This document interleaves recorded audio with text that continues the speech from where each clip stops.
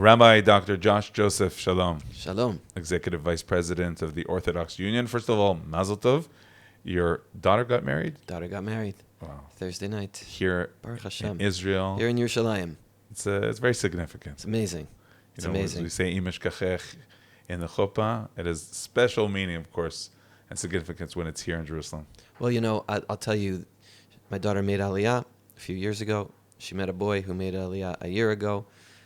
And they found each other here, really a miracle of Aliyah. And here they are, now living Herzliya. And Baruch Hashem, it's, as Rabbi Josh Fass from Nefesh B'Nefesh said, it's the beginning of the Joseph Aliyah. So, it's been an incredible experience. And to have a wedding, to make a wedding in Yerushalayim, outdoors, under the skies and the avir of Yerushalayim, what a special night. What a special opportunity. And you said, Rabbi Fass said, it's the beginning of the Joseph Aliyah. In a way to tell you we're waiting for you as well. Okay, let's go. We have some work to do still in America and worldwide, but if it were up to my wife, we wouldn't be going home from this trip. So really? Yeah, she's ready. In many cases when we meet Olim, especially with Nefesh B'Nefesh, and their parents are there and JFK saying goodbye, I tell the parents it's your fault. It's the education. That's right. It's what you're doing. We're going to talk about that today. That brings your daughter to make Aliyah. Yeah, absolutely. It's the education at home. Yeah, I think so. And sometimes it's the education in school too. And in both directions, my daughter had some teachers in one school in one grade who were not as Tzioni as she felt at the home, and she made up her mind there. And then it wasn't even the positive influences; it was her sense of that choser that she decided right then, like, I have to dedicate myself to Medinat Yisrael. Wow! So it's about Medinat Yisrael. It's also about Am Yisrael, the Jewish people. And when we talk about the Orthodox Union, how do you define your missions today? Because 128 years? Yeah, that's a lot. OU Israel, 47 years. We'll talk about that as well. But when we're talking about the Orthodox Union internationally, in terms of also what's happening in North America, of course, what are the goals? Look, so, our mission is surrounds the Orthodox community, right? Building communities built on values, built on a certain culture, not just growing quantitatively, how many numbers are we adding up to, but qualitatively, how are we growing, right? Religious vibrance, right? That there's a certain spiritual connection, that we're growing spiritually, that we're connecting religiously, and that we're caring. We forget sometimes. We think often about the vertical connection in terms of our religious engagement and not as much about the horizontal, and that's a very, very important piece about how we care for each other. So that's been the mission of the Union of Orthodox Jewish Congregations of America. Started off in 1898 as an organization of synagogues, of Bati Knesset, shuls, coming together because there was a feeling that we'd be stronger together, this union. And only 18 years later, 1915, 1916, did we get into kashrut, right?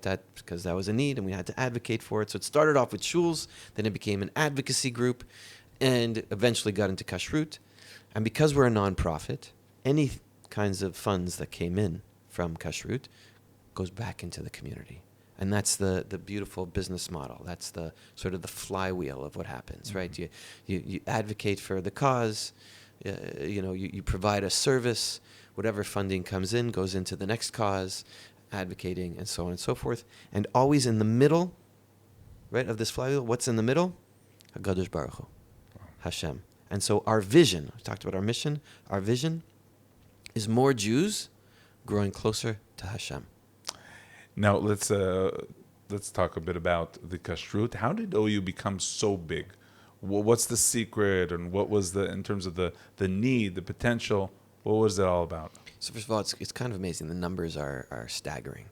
We have 1.5 million products in the world, 1.5 million products in the world with an OU on them. Now, in order to get all those products to be kosher, you need many, many millions of ingredients. And that is where our focus has been, so that we're in well over 100 countries. I get this number wrong. I think it's 115 countries, 111 countries. It changes.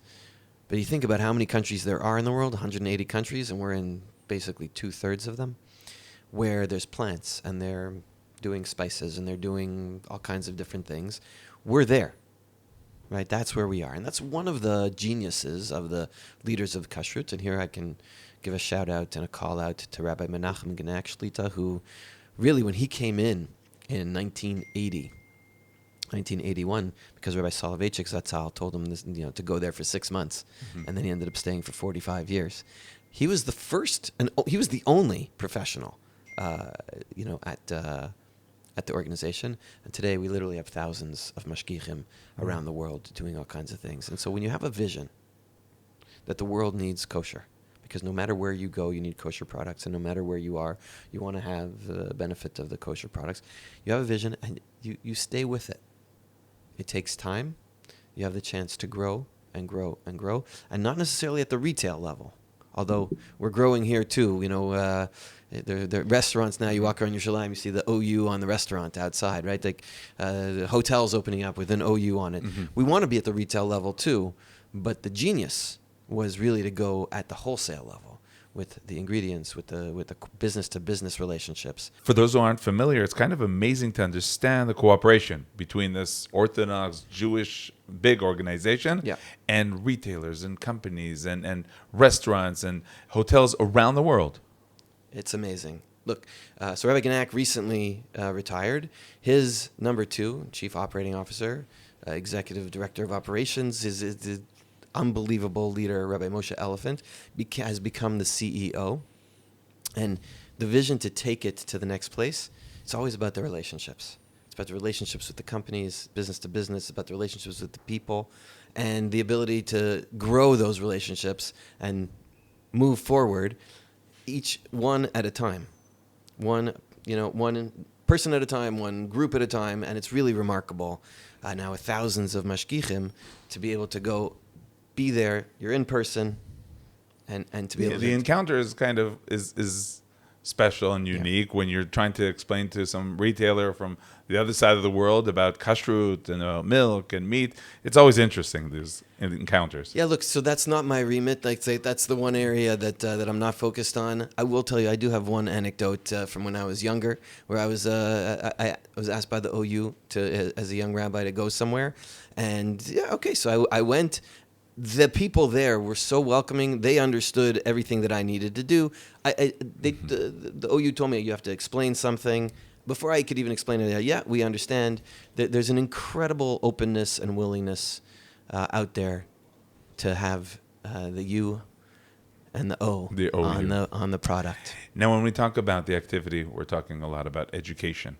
And you're talking about strengthening the community, but it's also about spreading the light, spreading the story, the truth throughout also those who aren't part officially of the Orthodox community. Tell us about that important and giant mission. Yeah, so for many years, we were mostly focused on the Orthodox Jews and the Orthodox community, right? So the Orthodox in OU was for the Orthodox Jews.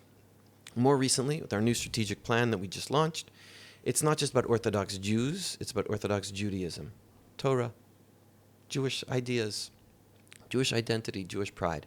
More and more people are coming out of the woodwork to say, we want content, we want authentic, we want context, we want it. And it's just remarkable. The example, one of the examples that I use a lot is that on October 6th, 2023, there were 304 JSU clubs in public schools in America. Now, you take about 400,000 to 500,000, depending on which study, 400,000 to 500,000 Jewish teens in the United States who are in school. Okay? We work with about 40,000 of them. 5,000 total non-Orthodox Jewish students are in Jewish high schools. Only 5,000. And we've been working in public schools, and we're trying to grow that number from 40,000 to 100,000. But on October 6th, there were only 304 clubs representing about 25,000, 30,000 teens. And today there are within 6 months, there were 515 clubs, and that number continues to grow. How do you explain that? They didn't want us to come in and talk to them about anti-Semitism and how to combat anti-Semitism. They said, we're being criticized, we're being attacked for being Jewish. Tell us what it is. What's our connection? What does it mean to be Jewish?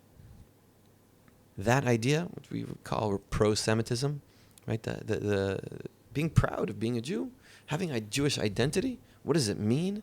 Connecting to concepts, to Torah, to Jewish ideas, to Jewish experiences.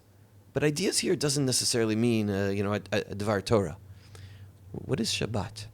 We've seen this movement outside of the Jewish world too, right? The notion of having a Sabbath, right, from your phone or from social media, right? The notion of taking a rest. Oh, wow, that really resonates. Family, relationships, at a time when we're in a loneliness epidemic in the United States, when teens are experiencing this loneliness, and say, oh, community, kihilatiyut, belonging, connection. So taking these concepts and going one by one in small groups, sometimes larger groups, and working to explain the gifts and the beauty that Judaism has to offer has been remarkable. And if 128 years ago was easy to define Orthodox, non-Orthodox, are you also feeling that today it's about a spectrum and you can't really, define anyone as anything nowadays? I think it's fascinating. It's a great word that you use in terms of saying it's a spectrum, because it's also, we like to define people and put them into boxes. Like, oh, well, what are you? Oh, I'm modern Orthodox Machmir. I'm center left. I'm center right. I'm Haredi. I'm Yeshivish. I'm conservative reform. The majority of Jews in America don't identify with a denomination. Yeah, and in the beginning, I think many of the generation before looked at that as a problem. No, you must define yourself. You can't be light or whatever. Yeah. But now maybe that's the potential of connecting people. I don't know. I think it's Kierkegaard, but you'll correct me if I'm wrong. The notion of if you label me, you negate me. There's some kind of negation. And sometimes we get stuck in those labels, and so, we're sitting across the table from each other. I disagree with you. What did you say? Meaning there's already that differentiation, right? That distance before you even sit down. And so that's happening a lot in America generally, and I think sometimes in the Jewish community. You feel it here a little bit. You felt it here before October 7th for sure. Sort of that distance. And I'm different from you, and you define yourself this way, and I'm going to take a stance on an issue, and we're just going to yell at each other. And we've lost that ability to, we disagree. We agree to disagree. We've lost that machloket l'shem shamayim. Okay, and I'll hear your opinion. Even if I don't agree, I'm still going to love you. And I think that's something we need to get back to. It can sound a little Pollyanna, a little kumbaya, like, oh, here he is, optimistic, and everybody's going to get together. A little air of Tisha B'Av. That's what we call it, right? But I think that's something we need to work on.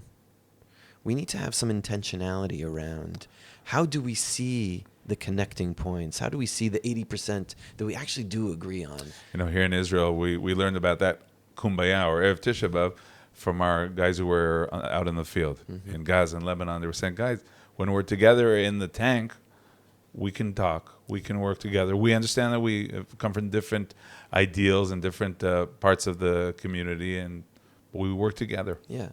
And it's hard. I'm not, by the way, please don't, I hope no one takes me like, everybody get together. It's hard. These are hard issues. These are complicated things. And important issues Important issues, but people are sacrificing. People are there's real life and death on the line here, and people's livelihoods, and people, pouring, literally blood, sweat, tears into their lives. So I don't mean to minimize, maybe we'll talk about it a little bit more, but for many years, but certainly since October 7th, we wake up in America, and what's the first thing we do? What happened overnight in Israel, right? What's the latest? I don't know how many WhatsApp chats I'm on that where I get the first thing. What happened in Israel? Motzei Shabbat. You click on the phone. What'd you miss in Israel over the last? We wake up during the day, saying Tehillim, davening, thinking about our friends. I wrote a small piece before Pesach because I felt that for a couple of years we were very focused because of the hostages. Maybe we were very focused on our family here in Israel, and that maybe we had lost it a little bit. Maybe there was a little fatigue, and I wrote wasn't such a harif, but I got a lot of appreciation from this side of the ocean to say, like, let's not forget our family and friends. Reach out, text, call, go visit, go buy something in the shuk, like they go text your Nahag Monit, who you have his WhatsApp chat anyway, because when he picked you up, he told you come upstairs to gate 2 or wherever it is, right? Text him, just say I'm thinking of you, whatever it is. We need to stay in touch. And about that connection really with Israel, 128 years ago, Orthodox Union was established. 47 years ago, 1979, OU Israel was established. Yeah. And one would think, we understand the challenges of the Orthodox communities and the synagogues around the world, in America. In Israel, we're okay. Why was OU Israel established? So I wasn't around I was alive in 1979, but I was not around the OU when that decision was made. I'm very appreciative that decision was made. What I can tell you is that about 5-6 years ago, my co-conspirator, my partner, Zichrono Tzadik Livracha, Rabbi Moshe Hauer, whose huge shoulders we still try to stand on, we got together and we said we need to do more in Israel. And there was not pushback, but it was like, well, we're the Union of Orthodox Jewish Congregations of America. And we have something in Israel, and we're doing amazing things, working with the Noar B'Sikun, which is a topic, youth, yeah. The youth that we need to, the youth at risk, that we need to spend more time thinking about, especially post-October 7th. Mm-hmm. It's unfortunately a burgeoning field. That there are more and more. We work a lot with teens in America too, but it's something that we need to do some more thinking about. The Zula Shel Chatzroni, people who haven't had the chance to hear about it and learn about it, and they should. It's a remarkable place. I was speaking with one leader in the government who said that Rabbi Avi Berman, whose work is unbelievable, unceasing. He gets upset with me if I don't show up to a concert at 12:30 at night that goes till 3, and then the next morning we're running to a mikveh to go to Tzfat, and his tireless work for the Klal Yisrael. But he said that, and there's significance that this is happening as part of this international, American organization. I'll tell you. So just sorry. This member of the government said, "Yeah, Rav Avi dragged me to this thing," and he said, "I don't know any kids here." Mm-hmm. And then he looked around and he said, "Oh, that's my old chavrusa's son. Wow. Oh, that's my neighbor's kid. Oh, wow. Look at the people who are coming here who are being caught and, brought back in." It's remarkable. 5,000 kids who run away, who need a place, who find an identity, come through the Zula Shel Chatzroni. That's just one of the things we do. Makom Balev, De'araita, and so many different communities, which is working with Noar and helping them, by the way, to fully integrate into society, where the numbers, you'll correct me, right. Somebody will correct me. I think if these kids, participants, are not part of the mix, 47% of them end up in Tzahal, or end up in some productive, going to university, going to Shirut Lumi.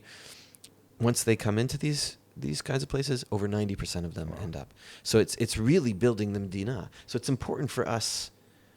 It's not only saving these individual kids' lives, but it's really important for us to be an organization that is here, that is engaged in society and community. And then 5 years ago, we said, here we are building all these communities in America.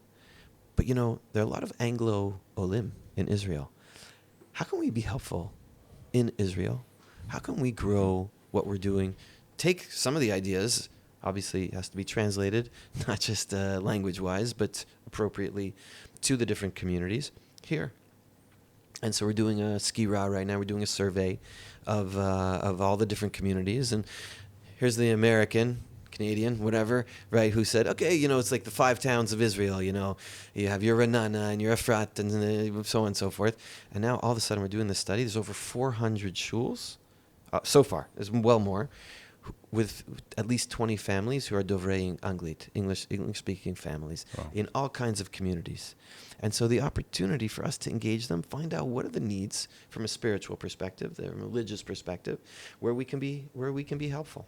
So that has become, an and one. And we're not giving up Chas v'Shalom on the Noar B'Sikun, but we're adding this angle. Because there's something special about the community life back in North America that sometimes people want to have that as well here, Israel. Because in Israel, we're all a big community. Sometimes people don't feel that we need to have the synagogue as a community, but it's important. It gives a lot. Yeah, it's a synagogue. It's the Bet Knesset, or right? There's a knisa, right? You're coming there Gathering. not just for tefillah once a week, 7 days a week, whichever tefillah you're coming for. There's a kilatiyut. There's a community that's grown there. One of the most remarkable things that's happened is about 10 years ago, we had 24 couples on campuses in universities in North America.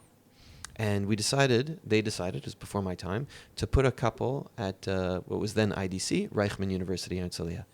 Today, we have 17 couples on 11 campuses for Americans and other English speakers for about 3,500 students. What's it all about? Identity, It creates a Bayit Cham for American English speakers on these university campuses where they can connect with each other, Shabbat, Shiurim, eating, connecting with each other. But it's this belonging. It's this kilatiyut. And what's interesting, I went last summer to Tel Aviv, to the 126, which is on Ben Yehuda. Rabbi Joe Wolfson, Corrine Wolfson, they're there. They invited me on a Monday night. It was sweltering hot Tel Aviv, There were 85, 90 young professionals, post-college, who were engaged, who came to learn. 2 hours, boiling hot, wanting to learn Torah on a Monday night after the long day of working in high tech or finance or whatever it was. And there were a couple of native Hebrew speakers there also. So I went over to them. Wanted that, yeah. I went over. I said, "Oh, you must be from an Anglo family, No, but I feel there's a mamash bayit cham. I feel a warmth here. I feel a community here that I haven't felt elsewhere." You mentioned Rabbi Moshe Hauer. We met him as well a few times. He interviewed here in our studio. We met him also, of course, back in New York. A big loss for everyone, for the Jewish people. A few words about Rabbi Hauer. So it's hard for me to talk about it. I've given a couple of divrei hesped because I was able to plan in advance. I still have not looked back at any of the emails between us. I have not listened to any of his many, many voice notes. That was how he connected. It's very hard to hear his voice, just even thinking about it. He was a Rebbe, although he would be so upset with me for saying that. He was a brother, but he was an inspiration, and we hit it off right away. Even though the first time we met, originally we were both from Montreal. We grew up a kilometer from each other. He was a couple years ahead. We were just different kinds of worlds. I went to visit his mother. She should live and be well, with my mother. Two, wives of rabbis in Montreal, different kinds of leaders, and there's this old connection. But the first time I really met him, it was the middle of COVID. We drove to some park. He was coming from Baltimore. I'm coming from New York. We met. We sat 20 feet away from each other with masks on. We didn't know what we were doing. But right away, there was a connection of. And when the second time we met, he quoted the pasuk from when Moshe Rabbeinu finishes speaking with the Kadosh Baruch Hu at the burning bush, and he says, "Aron achicha ba." It says, "V'ra'acha v'samach b'libo," and that's how I always felt every time I saw him. I can't tell you he felt that way, but even that smile of his, it's just he was a brother, and he was unique. He was unique. Not many people like him, if any. And he had an ability one-on-one. He had ability in crowds. He could speak to this. He could speak to that. He was a Talmud Chacham, writing Sfarim, speaking. Always had the right Dvar Torah to share in the right moment. And it wasn't just, he introduced me to an idea. It wasn't just saying a Dvar Torah, okay, we're going to start a meeting. Have a Dvar Torah and we'll get it out of the way. It was called a Torah framing. Every conversation, the Torah he brought helped to frame what we were talking about. And so he brought the Torah into what we were doing. It was really, and we Chabal the Avdin like Mamash, and we're just trying to keep things moving in the directions that he set up for us. Yeah, what you're doing, everything that you guys are doing is is in his memory and his path. Let's talk a bit about what's going on in America. Yeah. You're situated in New York. You Yeah. talked about the pro-Semitism. Yes. Anti-Semitism. Mm-hmm. It's something that we're reading it in the headlines and the reports and the stories. You're feeling it already on a daily basis, or at least in terms of what you're hearing from people that come to the center. Look, the numbers. If you believe the numbers of anti-Semitic incidents has increased tremendously in New York. Tremendous. It's unreal. I'm on the subway every single day when I'm not traveling. I wear my kippah right up at the top of my head over here. You do. I'm not, I'm not necessarily a big guy. I've not yet, Baruch Hashem, experienced anything like that. I am very mindful. Everything I do, I try to be a Kiddush Hashem, holding doors, giving seats, and everything like that. I've run through Palestinian, protests and in trying to catch a train and not realizing until halfway through that there are flags around. Funny story. You have to throw in that I've run a couple marathons. So I ran a marathon after October 7th, and I'm coming over a bridge, and there are people. Everyone cheers you, and they see your name. You're supposed to write your name on it, Josh, and everybody's like, "Go, Josh, go!" And there's this big group saying, "Go, Josh, go!" And they're waving flags, and I have Israeli flags all over, and it's a weird thing. Yes, especially there's a lot of that angst and feeling, but I don't know that I necessarily. Nobody has come out and said to me, cursed me or hit me or anything like that. But those incidents are up. So it's hard to say, like, is it real? Is it not real? I haven't experienced it personally, but those numbers don't lie. And so recently we've called out the mayor of New York City, who keeps saying to us, "I've got your back. I'm going to protect you. I'm going to protect you." Meanwhile, on Erev Tisha B'Av, he says, "I'm going to arrest Bibi. People should go out and protest." And the very next day, there's a stabbing. Somebody screaming, "Allahu Akbar," a Jew coming out of a shul. The violent rhetoric, is it a surprise that it leads to violence? How could he be surprised about that? What's he doing? He told us, "I'm going to protect you." No, protect us. What are you doing about it? Are you surprised? Am I surprised that there's that violence? he's not doing enough or at all? Right now, I don't know that there's a choice.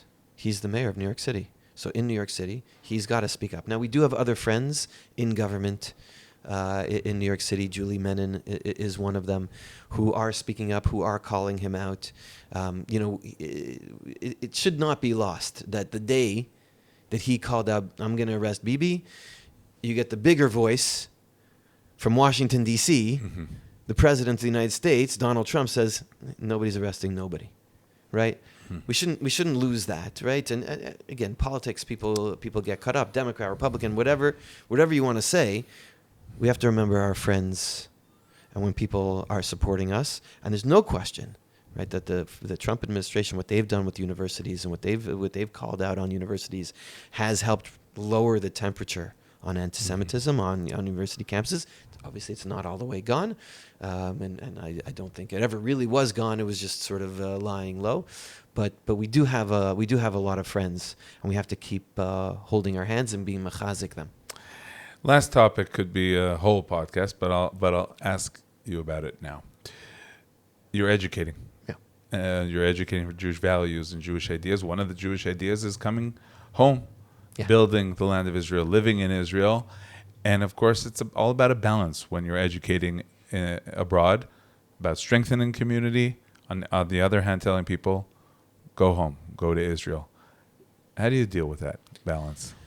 Look, I could give you a Dvar Torah about it. The whole Sefer Dvarim, okay, is all about each of us finding our path, our mitzvah. V'ata Yisrael ma Hashem shoel mimach. What is Hashem asking of us? So the first words mentioned is Yira, but it also talks about Ava. It also talks about Avoda. It also talks about other kinds of engagements and pathways, right? Because each of us has our path. Rabbi Jonathan Sachs points out beautifully that the word Simcha comes up only once in Sefer Breshit, once in Sefer Shmot, once in Sefer Vayikra, once in Sefer Bamidbar, 12 times in Sefer Dvarim, 7 of which were in this past week's Parsha. Why 12 times? 12 Shvatim. We each have our own path to simcha, to fulfillment. Not just joy of like having fun, but joy. And so we each need to find that way. And for some people, that needs to be here. Like my daughter and now my son-in-law, I get to call him son-in-law. That needs to be here. And for some people, they need to be a rabbi in St. Louis, in Chicago.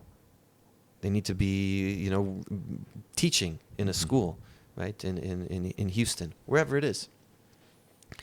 So everybody has to find their path of where they are going to be giving. But the important thing here is we each have to take our achrayut. Achrayut is it's not just leadership, but taking responsibility for each other and for the Jewish people. And there's a lot that we need to encourage people to come here. There's more achrayut that we could be taking here, and we're trying to lead that by example with what we're doing with investing more here in our financially and also through more professionals activity, exactly like that. So we're trying to do that as well, and sometimes it happens even when you don't realize it. So I mentioned before, 17 couples on 11 campuses. What percentage of those who go to college here, who are coming from America, end up making Aliyah? 65%. There's not enough talk about that. We're looking for the Jew in the 5 towns in Teaneck and saying, come make Aliyah. That's also important. But understand that there's a youth movement of Aliyah that has real legs to it.